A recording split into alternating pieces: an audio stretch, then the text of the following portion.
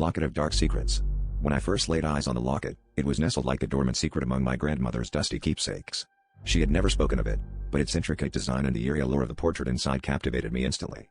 The painted woman's eyes seemed to follow me, her expression shifting ever so slightly each time I glanced away. At first, it was a mere curiosity, but soon it became an obsession. I had to know who she was and why she seemed to be pleading with me through the confines of the locket. My nights were consumed by dreams of the woman in the portrait, her face contorting in silent screams that echoed in my mind long after I woke.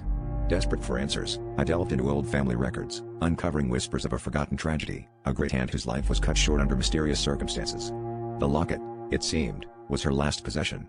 My heart pounded as I pieced together the fragments of her story, each revelation more terrifying than the last.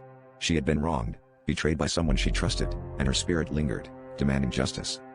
Driven by a sense of duty and a growing fear of what might happen if I ignored the locket's call, I traced the lineage of betrayal back to a distant relative still living in our town.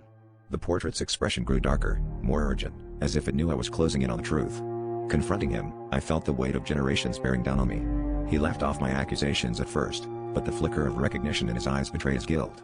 The locket burned hot against my skin, and I knew it was time to act. In the end, vengeance was not mine to deliver, but the locket's. As I watched the man falter and clutch his chest, the woman's face in the portrait softened, her eyes finally at peace. The family tragedy had been avenged, and the locket's power released. But as I closed the locket for the last time, I couldn't shake the feeling that I was now custodian of its dark legacy, bound to its secrets and the endless cycle of retribution it demanded.